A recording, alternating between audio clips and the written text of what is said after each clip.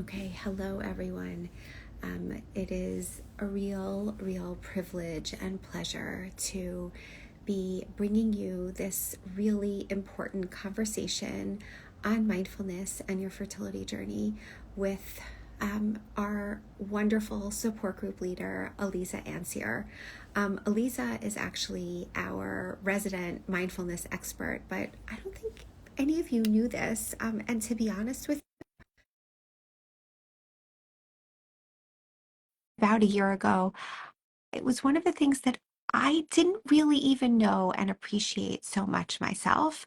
And over the course of this year that Aliza has been with us, I'm grabbing her. Oh, and she's here right now. Over the course of the year that Aliza has been with us, I you know, it has been a difficult year for so many of us in the Jewish community, year and a half, etc. And I've had to lean personally more on different kinds of techniques to try to get myself in a better frame of mind in order to be able to serve all of you.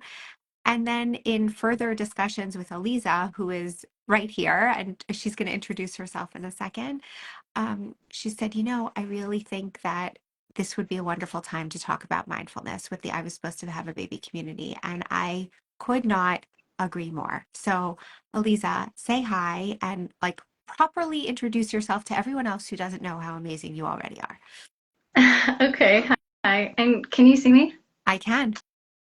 Okay. So, hi everyone. Like Amy said, my name is Aliza Ancier, and I'll just give you the short and sweet of it. So, my professional degree is in physical therapy. I specialize in women's health and pelvic floor. And then I also run, as Amy said, the support group for pregnancy after loss that I was supposed to have a baby. And I'm also a trained mindfulness teacher. So I'm really excited to be here today.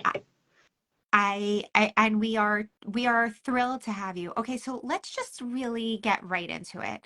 So, we did a little bit of an explanation to the community about mindfulness, but it's always, more powerful when it's coming from a real life person as opposed to just a static post, and obviously someone who's a real expert here. So, can you tell us what is mindfulness? What is the background of mindfulness? Where did it come from? Just give us a little bit of a window into all of that. And also, I'm curious, how did you get into mindfulness? Where did you hear about it? Give us also the personal piece in addition to just the general of what it is. Okay, okay. And I might forget everything you asked me. So Yeah. I'm going to take it step by step, and then you just remind me what else it is that you ask me, because I might forget everything that you just mentioned. So I guess I'll just start just with how I got into it, and then I'll talk more about what mindfulness actually is. So I really started getting into mindfulness when my two older ones were little. They're 21 months apart, so it was a little bit crazy in the house. And they have very big emotions, very spirited, very strong-willed. So as a parent of these two toddlers, I was having a really difficult time just parenting them. And I kind of just realized one day that I would just notice that when I would be with them and they had all these really big emotions, that I just felt like I wanted to check out. I was having a really hard time just sitting with that. And it even hit me one day that I realized, oh wow, sometimes I just don't even want to be around my kids because I just couldn't handle them. And that was a really big eye opener for me because I knew that that's not the type of parent that I wanted to be. So I started my own journey on just trying to figure out what does it mean to be present with my kids and myself, because I realized maybe a reason why I'm having some trouble really sitting with their big emotions is because I never really learned how to sit with mine. So that just really opened up a world for learning more about myself. And I learned about mindfulness, and it just really resonated with me. So that's a nutshell version of how I got into it. I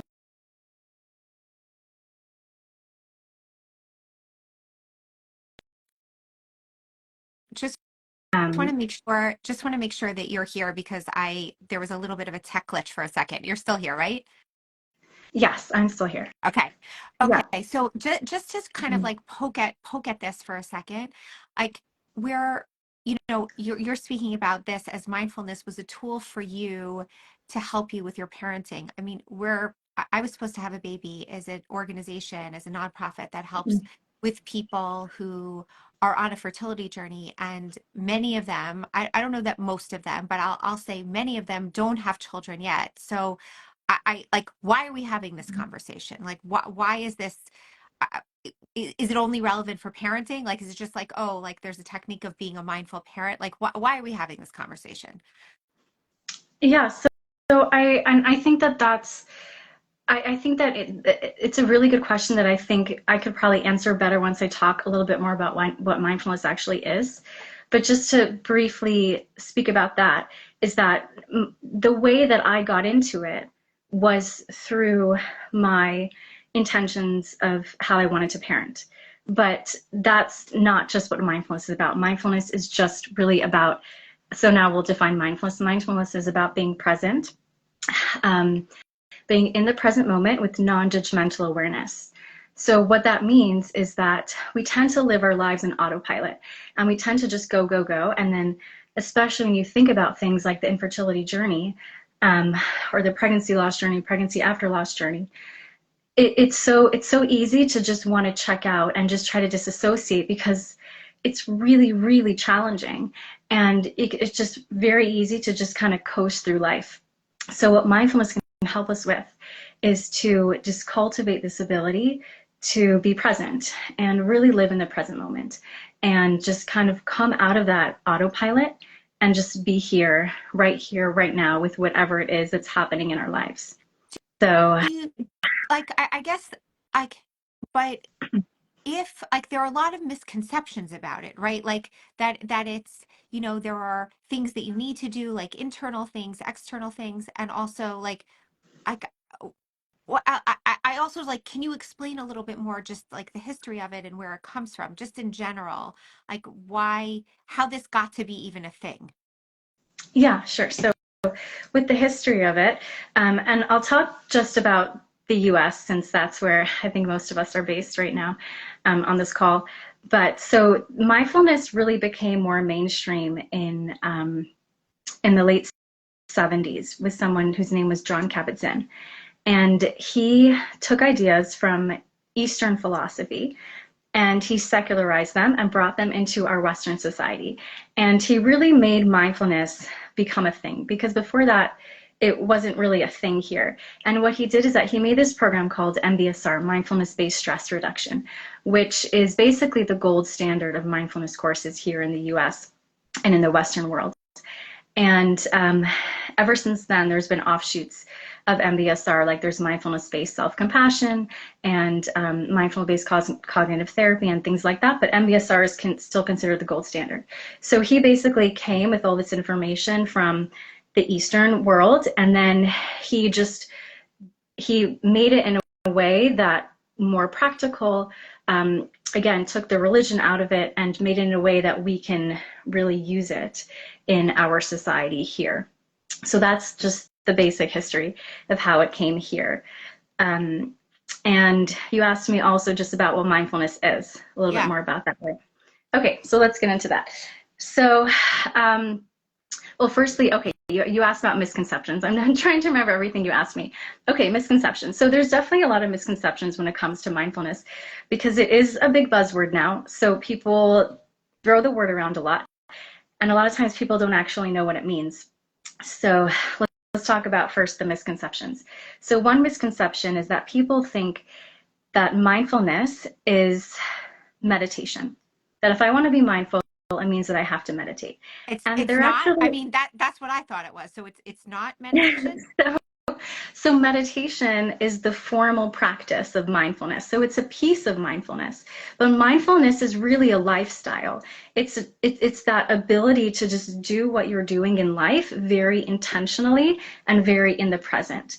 So I think that's really important for people to know because I've met plenty of people who've said, well, I've tried meditating and it's just not for me. So I just can't be mindful. And I think it's really important to know that distinction, because meditation is just a formal practice of mindfulness. So someone can definitely be mindful without necessarily practicing meditation. So I think that's a very important one to make the distinction with. And there's also, some people think that mindfulness is just having a mind that's completely clear of thought. That's another big one. So, and we know that that's just not possible. I mean, we can't just not think. But what mindfulness can help us with is that we tend to have racing minds, and I can very much relate to this because my mind tends to go a million miles a minute. So what mindfulness can help us with is to instead just really slow down the train of our thoughts and be more intentional about what's actually happening. Just again, your brain is going so fast, and instead of getting stuck and just your brain going so fast, coming back into your body, just slowing down that train of thought. And that's really how you can work with things like thoughts, and trying to more slow it down, versus we're not trying to have a mind that's completely clear of thoughts, because that's just not possible. So basically what you're saying is, okay, so let's take, for an example, someone who's dealing with infertility and they just like had a failed cycle, for example. And so that person is like spinning and spinning, like maybe I'm never going to get pregnant. I'm never going to get pregnant. It hasn't worked. It's been X number of years. And like, what's going to happen? What's going to this? And so what would mindfulness say? Like, how would that person introduce mindfulness into their lives in order to like help the hamster wheel of of the anxiety of the spinning to come down? Yeah, so, well, the first thing is really just to notice it, because a lot of times we don't even realize how much our mind is spinning. And if we don't notice it, it's really hard to make a change. So the first step is really just noticing that that's even happening. Noticing that, okay, I just had this failed cycle and my mind is just revving with all these thoughts and I'm feeling all these emotions. And to really notice that. And then once you notice it, then to well, it kind of depends also on what the intention is, because, and I know we didn't really touch on this piece yet because we kind of jumped to fertility, but if someone's intention is that they want to just come out of that cycle of feeling like my mind is running, then what they can do is that they can come back into their body, because mindfulness is really based in the body, because our body is what's here and now. Our body is what is present. Our mind can be all over the place. So if we want to be present, we come back into our body. So for example, someone can do something, and let me just give a bit of a background first, because again, we kind I of just apologize. jumped. I was so I know. excited about like Oh, you're applying it to an example. I was like, wait, can we do this? But oh, I know there's more we need to learn. Okay, keep going. yes. No, you're so excited about it. So just to pause that for a second, if that's okay, and just give a little brief background so it can just have more context. Yeah. That there's when someone practices mindfulness.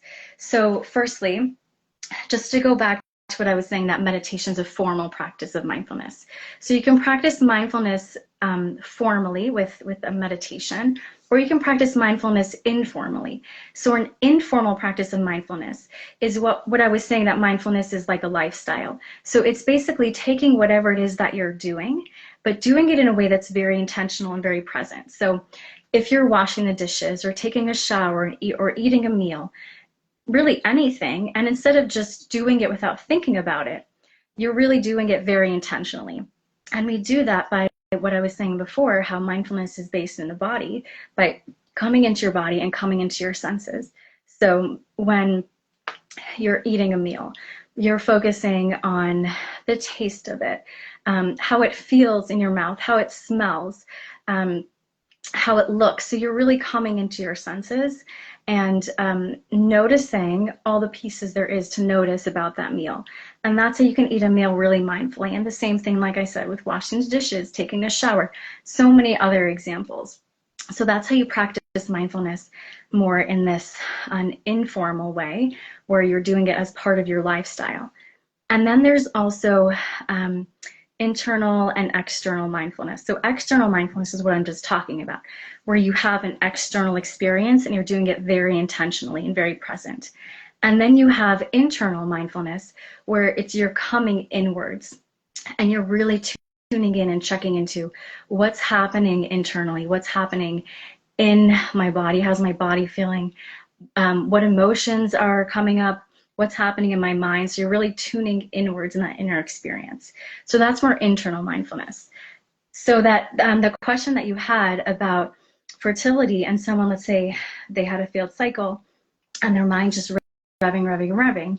So it kind of depends again on what their intention is. If someone just feels like I just need to pull myself out of what's happening in my mind, then maybe what they need to do is that they need to just go on a really mindful walk and just go outside and notice how the breeze feels, look around and see all the colors, smell the fresh air. So they're really bringing themselves into the moment. And maybe what could be really helpful also is to tune inwards. And because we know that the fertility journey, and again, I know you're speaking fertility because I run the pregnancy after loss group. That's what's on my mind too. But pregnancy after loss, pregnancy loss itself, there's incredibly deep emotions that are happening. And we know that when someone just tries to repress their emotions, then that's actually not really helpful in the long run. Instead, what's more helpful is to let yourself really acknowledge what it is that you're feeling, which is what mindfulness can be really helpful with. So when someone also, they're having all these feelings that are happening, they can take a moment to just really check in and acknowledge what they're actually noticing, what they're actually feeling, and just holding that compassionate space for those emotions. So those are just two different ways that someone could use mindfulness in that example. Yeah, it's so interesting because I was thinking about myself about the idea that like when you were mentioning eating before, and I was thinking like sometimes, when I'm just starving, like I just need food, I'm just eating just because I'm so hungry and I'm not really paying attention necessarily to what I'm eating. I'm just eating because I need to eat. But there are other times when like when I have a particularly like a lot of people here know that I really love babka. So like when I have a particularly like delicious, gooey, yummy piece of babka, I find myself like savoring it and like taking it like little piece at a time and really sort of drawing out the experience. And I'm guessing that that's a form of mindfulness. Mm-hmm. Would that be correct? Yeah, yeah, exactly. And you could see why that would be different because on the one hand, when you're just eating quickly and you're not really paying attention, right, you're not being present and your mind is all over the place. But when you are being present and you're really tuning into, it's like a sensory experience. That is exactly what mindfulness is. And when that example just highlights that when you are present, then you just can feel happier. And it's actually interesting. They did a study in Harvard where they found that a little under 47% of someone's waking hours, their mind was not present. They call it the wandering mind. And what they found is that when someone has this wandering mind, they're actually more unhappy. And this study, I mean, it was done in 2010, so that was a while ago. So I personally think that the number would be higher now because we have a lot more distractions and technology is, I think around 2010, smartphones were newer and now there's a lot more out there. And then they also weren't even talking about someone that was having a more significant struggle or someone that was more stressed. So again, in that case, I think the number would be higher. But that's what they found, that when someone had this wandering mind, they had a more unhappy mind. So when you're doing something, or you can also think of a cup of coffee, right? If someone's grabbing their cup of coffee on the go and they're rushing, drinking in the car as they're going, how that experience could feel versus someone that has their cup of coffee and they're sitting and they're looking out the window and they're just noticing how it feels, the warmth of the coffee in their hand and how it tastes and how it smells, and how that experience could be just so much more grounding and relaxing than when you're rushing and drinking your coffee, even though it could be the same exact cup of coffee. So yes, I think that is a perfect example of mindfulness. And do you like so can you go back and also like talk about stress, right? So we talked about like how to use mindfulness just in the everyday, in the coffee and the piece of babka and the washing the dishes. But what about like general stress? Like how is if I'm sitting in traffic and I'm late for a really important appointment, and I know that I've waited, 3 months to get this appointment, and I'm going to be late now, even though I left within enough time, and there's an accident in front of me. Having mindfulness is not going to make me get to the doctor's appointment earlier. I need to get to that doctor appointment, right? But how would one use mindfulness in a situation like that? Yeah, it's a good question. Um, I think I'm going to answer that question by just breaking down stress a little bit. So there's a stress that you're talking about, which is this more unexpected, urgent kind of stress. And then there's more of this chronic stress. Like I feel so stressed out and I'm just so overwhelmed. So let me talk about the second one first. And then I'll talk about the type that you're talking about, more of that urgent type of stress. So when someone's just feeling really stressed and overwhelmed just in general with life, if their thoughts would be dictated, most likely their mind is not going to be in the present. It's going to be thinking about the future, all the stuff they have to get done, or it's going to be really thinking about the past, ruminating about the past. And we just said from that research in Harvard how when someone's mind is not present, that wandering mind is a more unhappy mind. So what happens is that, and of course, we have times where we have to think about the future and we have to think about the past. We will never get anything done. We never be able to reflect on our past experiences. But what happens is that we get stuck in this cycle of just hyper focusing, almost even like an obsessive. We just can't pull ourselves out of thinking about stuff we have to get done or thinking about the past. And that causes this stress cycle that we have a really hard time pulling ourselves out of. It can cause even more stress because we just can't pull ourselves out of it, and we just keep thinking and thinking and thinking about the future or the past. So what mindfulness can do is firstly that noticing, because I mentioned before, if you can't really notice that you're in that stress cycle, then it's going to be really hard to make a change. So just firstly noticing that that's even happening. And then once you notice it, using these tools that we're talking about to bring yourself back into the present. So, saying something like, I know I have my million things I have to get done, but right now in this moment, I'm just going to, again, with all these examples we're giving, bring myself back into the present moment, just focus on the here and now, and then in 20 minutes from now, I will tackle something on my to-do list. So it's really breaking that cycle and coming back into the moment. So that's a way of understanding more this idea of just being stressed and overwhelmed. So And basically now, what you're saying is like you're not like mindfulness doesn't address, I mean, how could it, right? It's not addressing the chronic issue that's there, but what it's saying is, yes, that issue is there. It's not going away, but if you sort of ground yourself in something that might or could, or I guess the research shows that if you're more present and you have ground yourself in some portion of your day where you're being mindful in that coffee, washing your dishes, etc., that can help you better cope with the other thing that's more chronic. Is that basically what you're saying? yeah, I mean, there's tons and tons and tons of research studies about how being mindful can help with, almost everything basically, but what we're talking about specifically with coping and stress and emotional resilience and all of those kind of things. So even just these little practices of mindfulness, because again, mindfulness is a lifestyle. So the more that you practice it, the more you work that mindfulness muscle, the more it becomes a part of you. So once someone has a habit of practicing mindfulness, then it starts flowing over even into other things that they might not necessarily have been purposely trying to be mindful with, but it just becomes part of their lifestyle. to be more present. So yeah, there's definitely a lot of research around that about helping with stress response and emotional resilience and all of those things. And of course there's so many other techniques and things to help with stress. And I don't think mindfulness is the cure all, the only thing, but it can definitely be a big help. So meaning that it could help you. And now I know we're going to get to the more urgent issue, like you're stuck in traffic and, you can't make it to that appointment that you were desperately wanting to have.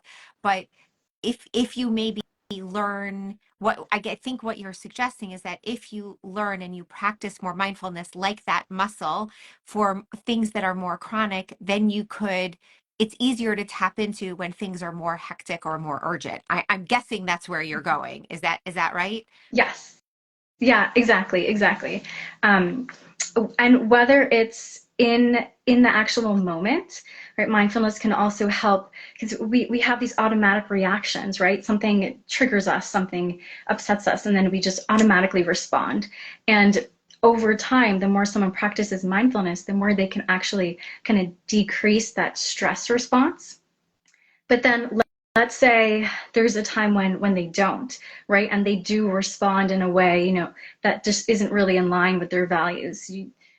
Yelling at someone, or just, you're driving and you start honking your horn like crazy at the person that really you might not have wanted to do that if you were just a little more grounded, but that's just what you felt right now. So then there's also the piece about just what mindfulness can help with is reflecting afterwards and just kind of noticing, how did my body feel at that time? It just got super dysregulated and I just acted out like that. And just noticing, again, so more of a reflection on what that happened, because there's always learning opportunities. But yes, exactly. So if someone the more they practice mindfulness, the more it can help in these urgent stress responses. But just to talk about, so something like that, more of these urgent situations, like what you were saying, you're late for a meeting, stuck in traffic, and that's just an example of how there's so much out of our control, which is really hard because we want to be able to control things, and that can be a big challenge when something's out of our control. And really what mindfulness can help in those situations is just to try, as we start noticing, it can help us notice firstly what's happening in our nervous system, right? That we're late for a meeting, it's been waiting for this meeting or appointment, traffic, we're probably going to be really late. So firstly, just noticing what's happening, right? Noticing that you're getting this this nervous system dysregulation response. Maybe you feel like your heart starts beating faster, your muscles start getting tense, your jaw starts clenching. So noticing what's happening in your body, and then just trying to practice, let's say either if it's just practicing some breathing exercises, giving yourself some affirmations, and really it's in the moment is a little bit harder. I'm going to be very honest about that. And it kind of depends also how dysregulated you are, because, and this is something that, can definitely take more diving into, but if someone's just a little bit dysregulated, where they're like, okay, I'm feeling really overwhelmed, but I feel like I could work with it. I could try to just breathe and just tell myself that whatever happens, everything's going to be okay. Then that could be a really good thing to come into mindfulness and use that to bring yourself down. But if someone is so dysregulated, like a toddler in a tantrum, you're just like, oh my gosh, I'm going to miss this appointment. I'm waiting for 4 months to get it. And you're just really almost having a panic attack. Then mindfulness might actually not be the right thing to do, because it's just like with the toddler, you're not going to start telling them like, let's investigate your feelings right now when they're just going crazy. You just want to hold them and just, hug them, and that's all you can do. So I think it kind of depends on how intense the situation is, right? So if it is a really intense situation, then it's really just about, okay, I'm just going to turn on some music, or I'm going to call my friend and just like yell on the phone because I'm so stressed out. So sometimes that's really all you can do if you're really in a very dysregulated state. So I do think it depends. But if someone is in that state where it is more okay, I'm starting to feel really stressed, but I could work with it. Then mindfulness can be really helpful to kind of bring you down in that more urgent situation. Again, just trying to maybe take some deep breaths, feel your feet grounded into the floor. This is a common one that therapists like to use, noticing, I forgot exactly how the numbers, but it's something like 5 things you see, Right. 4 things you hear, bringing yourself into the moment. So those tools of mindfulness tools can be really helpful in those urgent situations as well. No, I love that. It's a like, yes, all of the things out here, whatever out here means, are all beyond your control. But if you like bring it back inward and yes, you get to a place of, okay, where am I now? Where am I sitting? What does my chair feel like? What does my body feel like? What is my right? The like, 5 things you're seeing, 5 things you're feeling, 5 things, whatever it is, exactly as you said. I actually never realized that those were mindfulness tools. I heard them, I think a number of years ago, actually, when I was going through my own fertility stuff and feeling incredibly, incredibly anxious. And I think a therapist actually taught them to me exactly Mhm. as what you just said, that just to try to like get back into myself and not spin and try to focus on something else instead. Um, Yeah. so that makes sense. That makes sense. Mhm. Okay. Can you, I guess, like, sort of in closing here, is there, uh, let me maybe ask this differently. Are there people out there who just like mindfulness doesn't work for, or like they just don't feel that mindfulness is like for them, that it just feels impossible? Like, is this something that anyone can do? I mean, I guess anyone could sit with a cup of coffee, right? And like, if you had a few moments in your day, anyone could sit with a cup of coffee and mindfully drink that cup of coffee. Like, anybody could do that. But like, some of these other things potentially seem more unreachable. I mean, how do you, what's your thought about like the person who's like, yeah, whatever, like this is like a bunch of hogwash? Yeah. Yeah, and I hear that.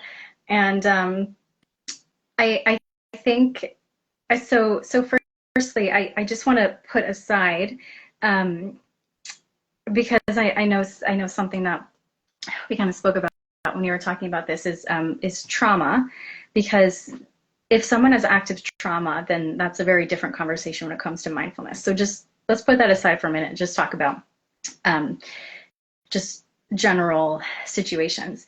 So I do personally, I think that there's a lot of people that say that they can't practice mindfulness, that say that, number one, because again, they don't really understand what mindfulness is. Maybe they did a meditation, like I mentioned before, and it just did not work for them. So they're like, okay, I'm just not a mindful person. And also, I think that what it really comes down to is finding a way in. I mean, really, what I think it's more finding a way into the nervous system, something that just helps you feel more grounded. Because, like you said, drinking a cup of coffee, I mean, that for people who say I can't practice meditation, they might be able to sit there with a cup of coffee and have a really mindful experience with that. And that is practicing mindfulness. Or someone might be able to go on a walk, a really mindful walk, and just, again, noticing the colors that they see and noticing how the breeze feels and what they're hearing. And that is practicing mindfulness. Something that I do regularly because I find it really grounding is I could just be standing and I'll just feel my feet sinking into the floor and really grounding down to the floor, and just sit like that or stand like that, sorry, for 30 seconds, let's say, even maybe 10 seconds. And for me, that's personally really grounding. And that's a mindfulness practice. So I think there's definitely pieces of mindfulness. I think there's a lot of times a way in, and people just don't realize that you can be a little more flexible with that, and you can try to figure things out a bit more than to say, well, you have to sit here and do a 20-minute meditation. So that's just my personal thoughts. I really do think that there is more of a way in for people, and more people go practice mindfulness than they think that they can, especially if it's someone that is just, like you said, not into all the fluffy stuff. You can make it super practical. So I do personally think if someone does want to be more mindful, but is just put off by the meditation, then find other ways to make it work for you. So that's just my thoughts. Yeah, look, I mean, and the reason why we're having this discussion to begin with is that the reality is that the fertility experience, fertility journey is so painful, stressful, like just incredibly difficult for so many people. And it can be a long time before they may end up at the end of the road, whatever the end of the road is for them. And the question is how to get through it and what are the techniques that people use to try to get through that process or those years, months, etc. We talk a lot about self-care, but self-care is not only manicures and massages and, like whatever else, like walking by the beach. Self-care is also mindfulness and using some of these pieces to try to help people help themselves to get through the process. I guess, can you, I know you actually gave a lot of examples here in this discussion. Can you give us one more, maybe, something practical, something tangible that someone might be able to just put into their lives, regardless of what they're dealing with, right now? Yeah. Do you want me to give a few more examples or just one? Yeah, I mean, if you have more, that would be great. Yeah. Yeah. I could give a few more. So one example is in talking specifically about the infertility journey. I mean, there's so many appointments, right? So when someone's, let's say they're waiting, they're in the treatment room waiting for the doctor, the first inclination generally of someone is they want to just pull out their phone. So what if we use some of these ideas from mindfulness, and instead of just pulling out the phone right away, you just tune into yourself and just check in and just try to notice, what is it that I'm actually feeling inside. And a really nice way that, I mean, just this personally works for me. Again, I think everyone's different, so if it doesn't resonate with someone, that's fine. But there's this mindfulness meditation teacher, Corey Muscara, who he has just a really nice way of phrasing it when you come inwards, where he says to ask yourself, what does it feel like to be me right now? It's just like a very vulnerable question that we don't always Wow. ask ourselves. So Wow. when you're waiting for the doctor and you just come inwards and say, what does it feel like to be me right now? And just let the good, the bad, the ugly just come out and just hold space for them. And then after your appointment, when you're, let's say you're getting changed or getting ready to leave, instead of just leaving right away, taking another just few minutes, few moments, and just tuning inwards again and asking yourself the same question and just seeing if anything changed, and just again holding space for that. You can apply this to the pregnancy after loss world with especially ultrasounds, because those can be incredibly triggering. And you go in, generally people are incredibly nervous before the ultrasound. So just also using that, coming inwards, holding space for whatever it is that you're feeling. And then afterwards, again, holding space, really tuning in and noticing what it is, and just that real compassion of just letting yourself feel and just holding that in a really tender way. So that's just one example, because we know that there's a lot of appointments. So that's just something that could be really practical for people. I Um, love that. I love that. I mean, even for regular appointments, sometimes, it doesn't have to be fertility appointments, but oh my gosh, those are amazing. Um, what else? What else? um, okay, so another one that I personally also really connect with is, and just to, if I could just backtrack for a minute, if that's okay, and just talk about stress again. So sometimes we can be really stressed and not necessarily realize it or realize the extent of how stressed we're feeling. So sometimes, for example, we can wake up in the morning already feeling stressed, and we don't really realize it. We just wake up and we go about our day, and because we woke up stressed, we can be a lot more cranky and we can kind of lash out at people, and that could just happen the whole day till we go to sleep.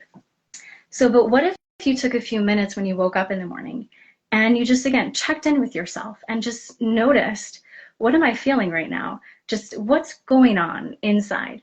And then you might realize, oh, wow, I'm actually waking up a little bit stressed this morning. I'm already feeling a little bit dysregulated. I didn't even get out of bed. And then once you notice that, because again, that noticing is the really important piece. Once you notice that, then you can say, okay, I can tell I'm already waking up feeling stressed this morning. So I'm going to see if I can build into my day these moments of mindfulness. So maybe I'm just going to take a few minutes before I get out of bed just to breathe, just to really just try to like calm down what's happening. Or maybe I'm going to set some timers throughout the day where I'm just going to check in with myself and just see how am I doing. Or maybe I'm going to make sure I go on a 10-minute walk today. And you can see how that might even change the trajectory of your day. You might not even be as cranky as you would have been before. So that's something also I think is really practical, is just when you wake up in the morning, just taking a few moments just to notice where you are and seeing, is this a day where I really need more of this mindful self-care, more of this self-compassion, and then trying to build those into your day. So that's another example. Oh, it's those are amazing. And the like the idea about setting timers and like because you may not remember because you're in the midst of a very stressful day, but actually setting those timers and saying like mindfulness check on the label of the timer. Oh man, yeah. Yeah, very practical, very doable, very doable. Yeah. Okay, I can give you another one more example if you would like. Please. Um, okay, so this is actually I'll give just a personal story. So, and I realized I didn't mention this in the beginning when I was talking just about my background because I kept that pretty brief. But what brought me to I was supposed to have a baby to this space was a few years ago with the stillbirth of one of our twins, and then our living twin was in the NICU for a little bit. So when he came home from the NICU, I had incredible anxiety. I've never had this kind of anxiety in my life. And anxiety, just putting aside my story, anxiety is very common in the infertility world, pregnancy after loss world. And so I think this could just be something really practical as well.